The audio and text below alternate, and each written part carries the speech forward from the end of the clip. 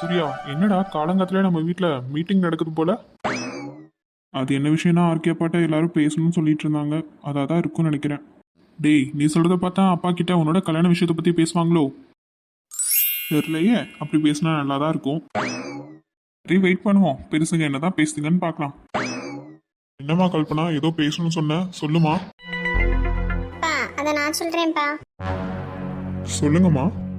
சூர்யாவும் சாலினியும் ஜோசியர் சொன்ன மாதிரி பரிகாரத்தை நல்லபடியாக பண்ணி முடிச்சிட்டாங்க. அதனால அடுத்தபடியாக நானும் மருமகள்லாம் சேர்ந்து போய் ஜோசியரை பார்த்துட்டு நிச்சயதார்த்துக்கு ஒரு தேதியை நல்லா குறிச்சிட்டு வரலான்ட்டு பார்க்குறோம். நல்லதுமா, நீங்க போயிட்டு தேதியை குறிச்சிட்டு வாங்க. நம்ம வீட்டில் ஒரு விசேஷம் நடந்து ரொம்ப வருஷம் ஆச்சு. இந்த முறை எல்லாரையும் கூப்பிட்டு நிச்சயதார்த்தத்தை நல்லா கிராண்டா பண்ணிடலாமா? டேய் சூர்யா, வாழ்த்துக்கள்டா. சீக்கிரமாவே என்கேஜ்மெண்ட் ஆக போகுது. அப்புறம் என்ன, அப்படியே கல்யாணம் தான். மீகர்லி வெயிட்டிங்டா. டப்பாவி, அப்ப எப்போ பண்ணா காத்துட்டு இருக்கேன்ன. டேய், கல்யாணம் பண்றதுக்கு யாருக்குடா ஆசை இருக்காது? நான் மட்டும் என்ன விதிவிலக்கா? நீ நடத்து, இனி உன் காட்டுல மழை தான். அப்படின்னா நம்ம இன்னைக்கே போயிட்டு வந்துடலாமா? அட ஆமாம்மா, இன்னைக்கே நல்ல நாள் தான், இன்னைக்கே போயிட்டு வந்துடலாம். சரிங்க அத்தை. இல்லை இது சரிப்பட்டு வராதே. இப்படியே போயிட்டு இருந்துச்சுன்னா நமக்கு இந்த சொத்து கிடைக்காது போலயே. முதல்ல இந்த லக்ஷ்மி அண்ணியை தனியாக கூப்பிட்டு பேசியே ஆகணும். இவங்க பாட்டுக்கு நிச்சயதார்த்தத்தையே நல்லா கிராண்டாக பண்ணணும்னு சொல்லிட்டு இருக்காங்க. யார் சொத்தை யார் அனுபவிக்கிறது? இப்போ எதுக்கு என்ன தனியாக கூட்டிகிட்டு வந்த? எல்லாம் ஒரு முக்கியமான விஷயத்தை பற்றி பேசுறதுக்கு தான் அண்ணி. உனக்கு முக்கியமான விஷயம்னா கௌதம் ரேமா பற்றி தானே பேச போகிறேன். என்ன நீ நீங்கள் பாட்டுக்கு சிரிச்சிட்டு இருக்கீங்க? அங்கே உங்கள் வீட்டுக்காரு நிச்சயதார்த்தத்தை ரொம்ப கிராண்டாக பண்ணணும்னு சொல்லிட்டு இருக்காரு. எனக்கு என்னமோ இது சரிப்பட்டு வரணும்னு தோணலையே. ஏன் துளசி அப்படி சொல்ற? சூர்யா நம்ம வீட்டு பையன் தானே. அவன் விசேஷத்தை நல்லா பண்றதுல என்ன தப்பு? அண்ணி, உங்க வீட்டுக்காரு கஷ்டப்பட்டு சம்பாதிச்சு சேர்த்த சொத்து இது. ஆனா இது அவர் தம்பியும் தம்பி பிள்ளைங்களும் அனுபவிச்சுட்டு இருக்காங்க. இப்படியே கூட்டு குடும்பமா இருந்து கணக்கு வழக்கு தெரியாம எல்லாரும் செலவு பண்ணா நாளைக்கு கௌதமோட நிலைமை என்ன ஆகும்? அவனுக்கு கல்யாணம் ஆகும், அவனுக்கும் பொண்டாட்டி பிள்ளைங்களா வருவாங்க. அவங்களுக்கெல்லாம் சொத்து வேண்டாமா? இல்லை துளசி, அவர் தம்பி அவர் எப்பவுமே விட்டு கொடுக்க மாட்டாரு. எல்லாத்துலேயும் 3 பசங்களுக்கும் சம பங்கு இருக்குன்னு சொல்லிட்டே இருப்பாரு. அதுதான் தப்பண்ணி. உங்க வீட்டுக்காரோட தம்பி அவருக்கு வந்த பங்கை அப்பவே ஊதாரித்தனமா செலவு பண்ணி அழிச்சிட்டாரே. அப்புறம் எதுக்கு உங்க வீட்டுக்காரு தன்னோட உழைப்புல வந்த லாபத்தையும் அவங்களுக்கு பிரிச்சு தரணும்? இப்பவே கௌதமுக்குன்னு தனியா சொத்தை எடுத்து வைங்க, இல்லைன்னா பின்னாடி வருத்தப்படுவீங்க. துளசி சொல்றதுலயும் எந்த வித தப்பு இல்லையே. ஏன்னா மாமனார் அப்பாவே என் வீட்டுக்காரருக்கும் சரி லக்ஷ்மணன் தம்பிக்கும் சரி தனித்தனியாக சொத்தை பிரித்து கொடுத்துட்டாரே. ஆனால் அந்த லக்ஷ்மணன் தம்பி சின்ன வயசுலேயே போதைக்கும் இந்த பிள்ளைங்களுக்கும் ஆசைப்பட்டு சொத்தை எல்லாமே அழிச்சிட்டாரு. அதுக்கெல்லாம் சேர்த்து என் வீட்டுக்காரர் தானே கஷ்டப்பட்டு உழைச்சி இவ்வளோ பெரிய சாம்ராஜ்யத்தை உருவாக்கியிருக்காரு. துளசி சொல்கிறதுலேயும் ஒரு நியாயம் இருக்குது. ஏன்னா இவ்வளோ சொத்துக்கும் என் பையன் தானே வாரிசாக இருக்கணும். இதுக்கு 3 பங்காக பிரிக்கணும். இல்லை இதை பற்றி அவர்கிட்ட இன்றைக்கி நான் பேசியே ஆகணும். பின்னாடி சொன்ன மாதிரி என் மருமக வந்ததுக்கப்புறம் எதுவும் பிரச்சனை ஆகிடக்கூடாது. இப்போவே கௌதம் பேரில் எல்லாத்தையும் மாற்ற சொல்லணும். நம்ம பிளான் ஒர்க் அவுட் ஆகுது. அன்னி இப்போ தான் யோசிக்க ஆரம்பிக்குது. எப்படியாச்சும் கௌதம் பேரில் எல்லா சொத்தையும் மாற்றிடணும். அப்போ தான் ரேமாவை கல்யாணம் பண்ணதுக்கப்புறம் அந்த கௌதம் சொத்தை எல்லாம் நாங்கள் வாங்க முடியும். என்ன கொஞ்சம் உங்ககிட்ட பேசலாமா? சொல்லு லக்ஷ்மி, என்ன விஷயம்? உன் முகமே ஒரு மாதிரி இருக்கு. உனக்கு எதுவும் முடியலையா? அதெல்லாம் ஒன்றும் இல்லைங்க, மனசு தான் ஒரு மாதிரி குழப்பமா இருக்கு. இந்த சூர்யாவோட நிச்சயதார்த்தம் பற்றி தான் யோசிச்சுட்டே இருந்தேன். நீங்கள் என்னவோ ரொம்ப பேச பண்ணணும்னு சொல்லிட்டு இருக்கீங்க. ஆனால் எனக்கு ஒரு சின்ன பயம். என்ன சொல்ற? பயமா? எதுக்கு? நம்ம வீட்டு விசேஷம், நம்ம பசங்களோட சந்தோஷம். இதுல என்ன உனக்கு பயம் வேண்டி கிடக்கு? நான் இன்னைக்கு சொல்ல வரத கொஞ்சம் காது கொடுத்து கேளுங்க. நீங்கள் உங்கள் தம்பியை உயிரை நினைக்கிறது தப்பு இல்லைங்க. ஆனால் உங்கள் தம்பி லக்ஷ்மணன் அவரோட பங்கை சரியாக பார்த்துக்காம அப்போவே விட்டுட்டாரு. இப்போ நீங்கள் தான் கஷ்டப்பட்டு ராப்பகலாக உழைச்சி இந்த பிஸ்னஸை இவ்வளோ அளவுக்கு கொண்டு வந்திருக்கீங்க, இவ்வளோ சொத்தை சேர்த்துருக்கீங்க.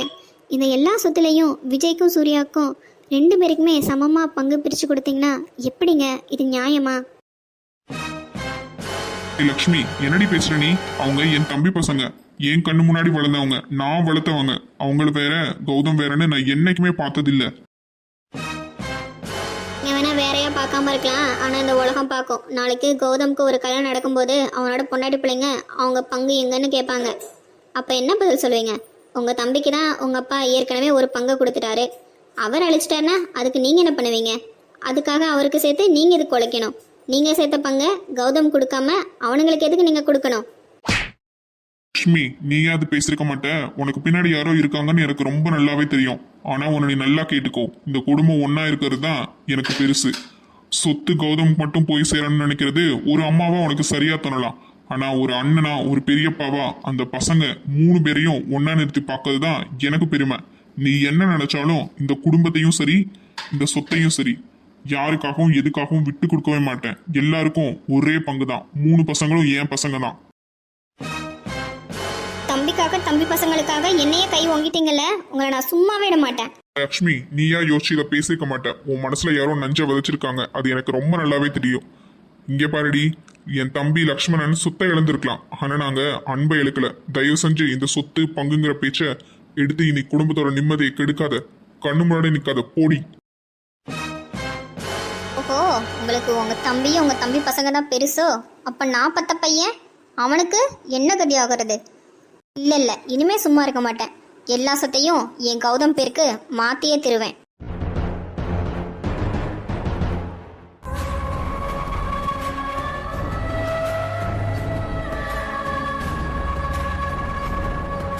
ஹே ரேமா, நான் சொல்றத நல்லா கேட்டுக்கோ. இந்த ஆர்கே நான் சம்பாதிச்ச எல்லா சொத்துமே இப்போ உன் அத்தை லக்ஷ்மி கையில தான் இருக்கு. நாம இந்த வீட்டில் ராணி மாதிரி வாழணும்னா அந்த சொத்து நம்ம கைக்கு வரணும். அதுக்கு ஒரே வழி நீ கௌதம கல்யாணம் பண்ணிக்கிறது தான். ஆனா மம்மி, அந்த கௌதம் என்ன ஏறெடுத்து கூட பார்க்க மாட்டானே. அவன் கிட்ட பேச போனாலே எரிஞ்சு எரிஞ்சு விழுறான். ஏண்டி, அவன் அப்படிதான் இருப்பான். நீ தான் உன் புத்திசாலித்தனத்தால அவனை உன் வலையில விழ வைக்கணும். நீ கௌதம உன் பக்கம் இழுக்கிற வேலையை பாரு. உன் அத்தைய நான் பாத்துக்கிறேன். டி, இந்த சொத்து கைவிட்டு போகாம இருக்கணும்னா ரேமா நீ தான் சரியான மருமகள்னு உன் அத்தைய சொல்ல வைக்கணும். அதை நான் பாத்துக்கிறேன். அவன் மனசை நான் மாத்துறேன். நம்ம 2 பேரும் 2 பக்கமும் மாற்றி மாற்றி காய் நகர்த்தினா அந்த கௌதம் வேற வழியே இல்லாமல் உன்கிட்ட வந்து தான் ஆகணும். நீ சொல்லிட்டல, இனிமே பாரு இந்த ரேமாவோட ஆட்டத்தை.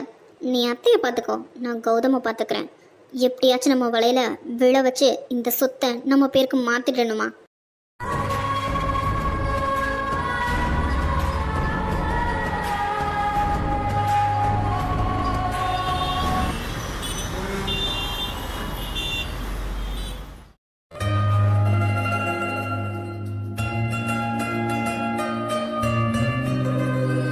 குமார், உன்னை நம்பி தாண்டா இவ்வளோ தூரம் பைக்லேயே வந்திருக்கேன். டேய், கரெக்டான அட்ரஸ் தானே?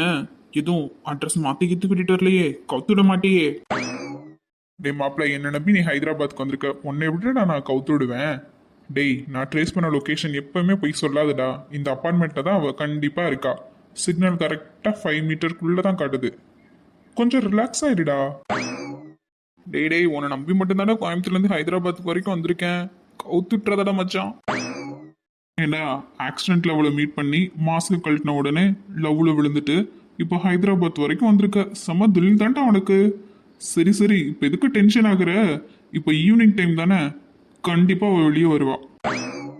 குமார், அது இல்லடா, அவ என்ன ஃப்ரெண்டா தான் பாக்குறா. ஆனா எனக்கு தான் அவளை பார்க்காம இருக்க முடியல.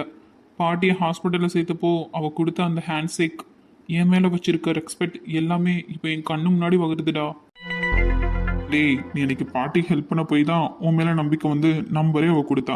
அந்த நம்பிக்கை தாண்டா உங்கள் லவ் இப்போ சேர்த்து வைக்க போகுது. கண்டிப்பாக அவள் வருவா, நீ பார்த்துட்டே இரு. நீ சொல்கிறதெல்லாம் கேட்கும்போது நல்லா தான் இருக்கு, ஆனால் நடக்கணுமே. சரி பார்க்கலாம்.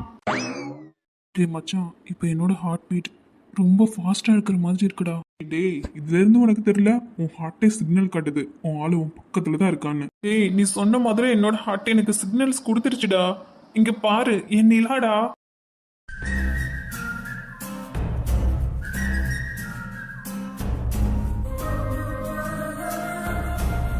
అమ్మమ్మ మెల్ల నడువు, ఇక్కడ గాలి చాలా బాగుంది కదా. ఉన్న తల్లి చాలా బాగుంది. నువ్వు ఉన్నప్పుడు నాకు ఏమి కాదులే. అమ్మమ్మ చారే రేపు హాస్పిటల్కి వెళ్ళి చెకప్ చేయకుండా? రేపుకు హాస్పిటల్ చెకప్పా? అవునమ్మమ్మ. மச்சான் செம்ம சான்ஸ்டா, மிஸ் பண்ணிடாத. நீ வந்த வேலையை கரெக்டா பண்ணிட்டு வா. All the best. நாங்க வெயிட் பண்றேன். ஓகேடா மச்சான், நிலாவை பார்த்துட்டல, இனி ஆட்டோமேட்டிக்கா எனக்கு பேச வந்துரும்டா. என்னங்க பாட்டியோட வாக்கிங்கா? ரிஷி, ஹே ரிஷி, நீங்க இங்க என்ன பண்றீங்க? எப்படிங்க இப்படி வந்து? நிலா, ஹாய் பாட்டி, எப்படி இருக்கீங்க? அது வந்து ஒரு சின்ன வேலை விஷயமா ஹைதராபாத் வந்தேன். அப்பவுமே உங்க ஞாபகம் வந்துச்சு. குமார் கிட்ட ஹெல்ப் கேட்டு உங்க அட்ரஸை ட்ரேஸ் பண்ணி வந்துட்டேன். ఇరి ఈ అప్ప కూడా మన కోయంబత్తూర్లో నాకు హెల్ప్ பண்ணிச்சு. అవునమ్మమ్మ, ఇదేనే రిషి. చాలా మంచి వడివు బావ. నువ్వు లేకపోతే నేను ఏమి అయ్యేటాను. ஐயோ, என்னமோ தெலுங்குல பேசுறாங்களே, ஒன்றும் புரியல. நிலா, பாட்டி என்ன சொல்றாங்க? என்ன திட்டலல? பாட்டி வண்ண ரொம்ப நல்லவன்னு சொல்றாங்க ரிஷி. நீ அன்னைக்கு கோயம்புத்தூர்ல பாட்டிக்கு ஹெல்ப் பண்ணல, அதை இன்னும் அவங்க மறக்கல, அதான் சொல்றாங்க. ஆனா பாரு, நீ கோயம்புத்தூர்ல இருந்து எங்க அட்ரஸை கரெக்டா கண்டுபிடிச்சு இங்க வந்திருக்க. அதுதான் என்னால் நம்பவே முடியல. இல்ல, ஹைதராபாத் வரைக்கும் வந்தாச்சு. அப்புறம் எப்படி உன்னையும் பாட்டையும் பார்க்காம போக முடியும்? அதான் அப்படி டைரக்டா நம்பரை வச்சு ட்ராக் பண்ணி என் ஃப்ரெண்டோட ஹெல்ப்ல வந்துட்டேன். வேலையே, இந்த ஃப்ரெண்டை பார்க்கறதுக்கு ஹைதராபாத் வந்த போதும் மறக்காம என் நம்பரெல்லாம் ட்ரேஸ் பண்ணி வந்திருக்கீங்களே, ரொம்ப ரொம்ப தேங்க்ஸ். சரி வாங்க வீட்டுக்குள்ளே போகலாம். அம்மா அப்பாலாம் இருக்காங்க, இன்ட்ரோ கொடுக்குறேன். நீங்கள் தானே பாட்டி ஹெல்ப் பண்ணீங்க? அதை கேட்டால் அவங்க ரொம்ப சந்தோஷப்படுவாங்க. உங்களை நேரில் பார்க்கணும்னு சொல்லிட்டு இருந்தாங்க. கோயம்புத்தூருக்கு வரும்போது காட்டுறேன்னு சொல்லிட்டு இருந்தேன். ஆனால் நீங்களே இங்கே வந்திருக்கீங்களே. வாங்க சின்னதாக ஒரு டீ குடிச்சிட்டு அப்படியே பேசலாம். అవును బాబు, வாங்க வாங்க வீட்டுக்குள்ள போலாம். నానా చూడండి ఎవరు వచ్చారు. ఎవరి అబ్బాయి చాలా బాగున్నాడు. నీ ఫ్రెండా? చాలా స్టైలిష్ గా ఉన్నాడు. కోయంబత్తూర్ నుండి వచ్చాడా? ஒருவேளை ரெண்டு பேரும் திட்டுறாங்களோ? அவங்க பொண்ணு புதுசா ஒரு பையனை கூட்டிட்டு வந்தனால ஒன்றும் புரியலையே. ஹே நிலா, என்ன சொல்றாங்க? என்ன திட்டுறாங்களா இல்லை என்னை பார்த்து பில்டப் கொடுக்குறாங்களா? ஒண்ணுமே புரியலையே. இருங்க ரிஷி, அவங்க உங்க லுக்கை பார்த்து தான் பேசுறாங்க. బాబు చాలా దూరం ఉండి వచ్చావా? అలసిపోయినావు, కూర్చో. மேடம் சார், எனக்கு கொஞ்சம் கூட தெலுங்கு தெரியாதுங்க. தமிழ் தான் தெரியும். கொஞ்சம் தமிழில் பேசினா நல்லா இருக்கும். தம்பி பயப்படாதீங்க, உங்களை நாங்கள் எதுவும் திட்டலை, நல்ல விதமாக தான் பேசினோம். நான் தான் நிலாவோட அப்பா. நிலா உங்களை பற்றி நிறைய சொல்லியிருக்கா. ஆமா தம்பி, கோயம்புத்தூர்ல என் அம்மாவுக்கு ஹெல்ப் பண்ணது நீங்க தானே. அதை பத்தி நிலா எப்பவும் சொல்லுவா. நீங்க தான் அந்த ரிஷின்னு தெரியல. வாங்க தம்பி உட்காருங்க. அப்பாடா, இப்போதான் என் மனசுக்குள்ள நிம்மதியாகவே இருக்கு. நான் கூட நீங்கள் என்ன திட்டுங்கன்னு நினச்சேன் சார். நீங்கள் தமிழ் எப்படி அழகாக பேசுவீங்கன்னு நான் எதிர்பார்க்கவே இல்லை. நாங்கள் முன்னாடி கோயம்புத்தூர்ல தான் இருந்தோம் தம்பி, அதனால தமிழ் நல்லாவே வரும். ஆமாம், எங்கள் ஹைதராபாத்ல எப்படி இருக்கு? உங்களுக்கு பிடிச்சிருக்கா? இவ்வளோ தூரம் வந்திருக்கீங்க என் பொண்ணு பார்க்கவா இல்லை வேலை விஷயமா வந்தீங்களா? அது வந்து சார், ஒரு சின்ன வேலை விஷயமா தான் இங்கே வந்தேன். என் ஃப்ரெண்டு இங்கே இருக்கான், அதான் நிலாவை பார்க்கணுன்னு தோணுச்சு. ஸோ நிலாவையும் பாட்டியும் ஒரு டைம் பார்த்துடலாமேன்ட்டு அப்படியே வந்தேன். சார் பேசியாச்சா? இன்ட்ரோ கொடுத்தாச்சா? இப்போ ரொம்ப தூரத்துலேருந்து ரிஷி வந்திருக்காங்க. அதனால அம்மா நீ போய் முதல்ல கஃப் போட்டு கொண்டு வா. சரிம்மா. தம்பி வாங்கப்பா, வந்து உட்காருங்க. Okay sir.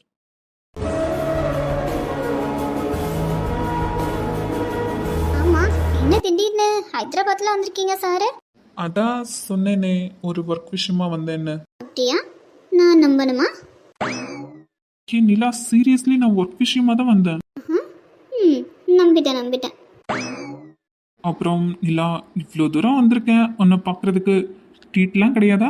ட்ரீட்டு தானே, வச்சுட்டா போச்சு. இதோ அம்மா டின்னர் ரெடி பண்ணிட்டு இருக்காங்க. நல்லா சாப்பிட்டுட்டு தெம்பா கிளம்புங்க கோயம்புத்தூருக்கு. ஊரில் சுற்றி காட்ட மாட்டியா? சுற்றி கட்டுமா? அது இந்த நைட் டைம்லையா? எங்கே கூட்டிகிட்டு போகிறது உங்களை? ஏன் கூட்டிகிட்டு போக வேண்டாம், இங்கேயே கொஞ்ச நேரம் என் கூட நின்று பேசுவேன், நல்லா இருக்கு. அப்படியா? பேசிட்டா போச்சு. அம்மா டின்னர் பண்ணுறதுக்கு எப்படி இருந்தாலும் 2 hours ஆகும். இப்போ நம்ம ஃப்ரீ தானே, தாராளமாக பேசலாம். சரியா? இல்லை, நீ இவ்வளோ கேஷுவலாக பழகுவேன்னு நான் எதிர்பார்க்கவே இல்லை. ரொம்ப ரொம்ப தேங்க்ஸ் என் ஃப்ரெண்டாக ஏற்றுக்கிட்டதுக்கு. ஹே ரிஷி, ஆக்சுவலாக நான் தான் உனக்கு தேங்க்ஸ் சொல்லணும். எனக்கு அவ்வளோக்கா ஃப்ரெண்ட்ஸ் சர்க்கிள்லாம் கிடையாது. ஆனால் எனக்கு பிடிச்சவங்க கிட்ட நல்லா பேசுவேன், நல்லா செட் ஆகிடுவேன். எனக்கு உன்னை பிடிச்சது, உன் கூட ஃப்ரெண்ட்ஷிப் வச்சுக்கணும்னு தோணுச்சு. அதனால தான் நம்பர் கொடுத்தேன். இப்போவும் பேசிட்டு இருக்கேன். கண்டிப்பாக நம்ம நல்ல ஃப்ரெண்ட்ஸாக இருப்போம். ஓகேவா? நானும் உனக்கு நல்ல ஃப்ரெண்டாக இருப்பேன், சரியா? சரி, நான் தான் இன்னும் 2 நாள் கோயம்புத்தூருக்கு வந்துடுவேனே. அதுக்கு முன்னாடி நீங்கள் எதுக்கு வந்த? என்ன சொல்ற? 2 டேஸில் கோயம்புத்தூர் வந்துருவியா? ஆமாம், எனக்கு அங்கே தான் ஒர்க் கிடச்சிருக்கு. அதனால நான் அங்கே தானே இருந்தாங்கணும். இன்னும் 2 டேஸில் நானே இங்கே வந்துடுவேன். அதுக்குள்ளே சார் அவசரப்பட்டு ஹைதராபாத் வந்துட்டீங்க, அதுவும் பைக்லேயே. அடிப்பாவி, இதை நீ மெசேஜ்ல சொல்லியிருக்கலாம்லடி. நான் இவ்வளோ தூரம் வந்திருக்க மாட்டேனே. எல்லாம் எனக்கு இந்த மேட்டர் இன்னைக்கு தான் தெரியும். இன்னைக்கு நைட்டு உன்கிட்ட சொல்லலாம் நினச்சேன். அதுக்குள்ளே நீ அவசரப்பட்டு வந்துட்டேன். அதுக்கு நான் என்ன பண்ணுறது? இருந்தாலும் இன்னைக்கு ஒன்று பார்த்ததுல நான் ரொம்ப சந்தோஷமா இருக்கேன். அப்படியா? நான் ஒன்று பார்த்ததுல எனக்கும் ஹாப்பி தான்.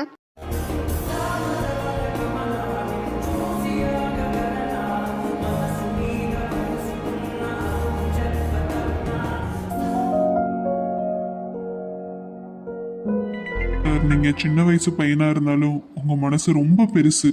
இந்த சூழ்நிலையில எங்களை தேடி வந்து ஆறுதல் சொல்றதுக்கே உங்களுக்கு பெரிய மனசு வேணுங்க. அங்கிள், முதல்ல என்ன சார்னு கூப்பிட்றத நிறுத்துங்க. நான் மீராவோட எம்டியா இங்கே வரல, அவளோட ஒரு நல்ல ஃப்ரெண்டா வெல்விஷராக வந்திருக்கேன். நீங்கள் என்ன கௌதம்னே கூப்பிடுங்க அங்கிள். அங்கிள், மீராவுக்கும் அவளோட குடும்பத்துக்கும் ஒரு சின்ன பிரச்சனைனா என்னால் எப்படி கவலைப்படாமல் இருக்க முடியும்?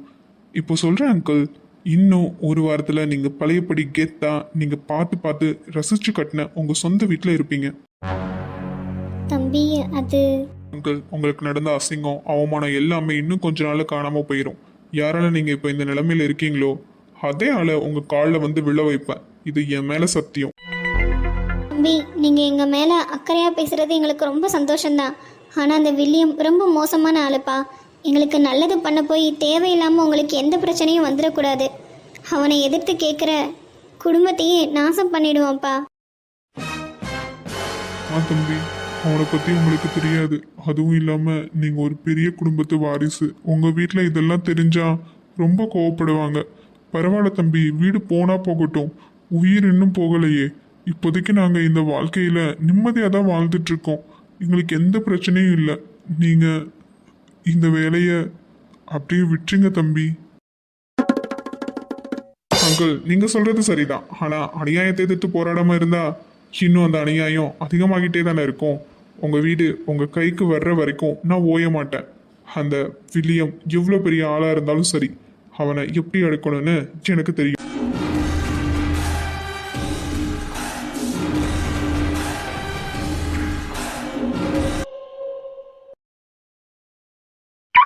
சார், இதுதான் அந்த வில்லியமோட பங்களா. பார்க்குறதுக்கு ஒரு கோட்டை மாதிரி இருக்குது சார். சுற்றியும் ஆளுங்க, துப்பாக்கி, கேமரான்னு. நம்மளால் எப்படி சார் அவனை நெருங்க முடியும்? 1 செகண்ட் மீரா, கோட்டைக்குள்ள நுழையணும்னா வாசலை தட்டக்கூடாது, கோட்டையில் இருக்கிற ஓட்டையை திடணும். சார், ஒரே ஒரு நிமிஷம் இங்கே பாருங்களேன். சொல்லு மீரா, என்னாச்சு? பயமா இருக்கா? பயம் இல்லை சார், ஆனால் சந்தேகம். எனக்காகவும் என் ஃபேமிலிக்காகவும் ஏன் சார் இவ்வளோ பெரிய ரிஸ்க் எடுக்க தயாராக இருக்கீங்க? நான் உங்களுக்கு அப்படி எதுவுமே செஞ்சதில்லையே. அப்புறம் எதுக்கு நான் எதிர்பார்க்குறத விட அதிகமாக என் மேலே இவ்வளோ அக்கறை காட்டுறீங்க? மீரா, நான் உன்னை முதலாக ஷாலு வீட்டில் தான் பார்த்தேன். அன்னைக்கு ஷாலுன்னு நினச்சி உன்னை தெரியாமல் கட்டி பிடிச்சேன். வேறு எந்த பொண்ணாக இருந்தாலும் அன்னைக்கு என்னை ஒரு அடி அடிச்சிருப்பா. ஆனால் நீ பொறுமையாக அமைதியாக இருந்த. உன்கிட்ட இருந்த அந்த அமைதி தான் எனக்கு முதல்ல பிடிச்சது. அதுக்கப்புறம் நம்ம பேசணும். உன் குடும்பத்தை பற்றி நான் கேட்டப்போ நீ நினச்சிருந்தா என்கிட்ட நீ ஒரு பணக்கார பொண்ணுன்னு போய் கூட சொல்லியிருக்கலாம். ஆனால் நீ உன் வாழ்க்கையில் நடந்த எல்லா உண்மையையும் கஷ்டத்தையும் என்னை நம்பி சொன்ன. அந்த நம்பிக்கை எனக்கு ரொம்ப பிடிச்சிருந்தது. சூர்யா ஷாலினியை சேர்த்து வைக்க நீ காட்டின அந்த உண்மையான நட்பு, அந்த பானிபுரி கடை, நம்ம கம்பெனி மேலே உனக்கு இருந்த விசுவாசத்தில் என்னையே ஃபேக்ட்ரிக்கு வர வச்சு உன்னோட அந்த மோட்டிவேஷன், இப்படி சொல்லிக்கிட்டே போகலாம் மீரா. உண்மையிலேயே நான் பார்த்த மற்ற பொண்ணுங்களை விட, ஏன் என் எக்ஸை விட நீ எனக்கு ரொம்ப ரொம்ப ஸ்பெஷல் மீரா. என் வாழ்க்கையில் என்னையே மாற்றினது உன்னோட தன்னம்பிக்கையும் மோட்டிவேஷனும் தான். இப்போ நான் ஒரு நல்ல ஆளாக இருக்கேன்னா அதுக்கு நீ தான் காரணம்.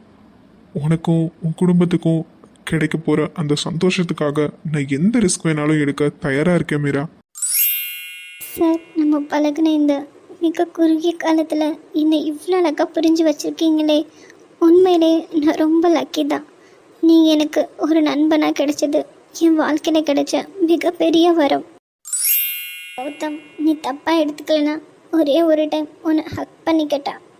இதுக்கெல்லாம் என்கிட்ட பர்மிஷன் கேட்கணும்னு அவசியமே இல்லை. உனக்கு எப்போ வந்து லோவாக ஃபீல் பண்ணுறியோ அப்போல்லாம் உன்னோட பேக் போனால் நான் எப்போவுமே இருப்பேன்.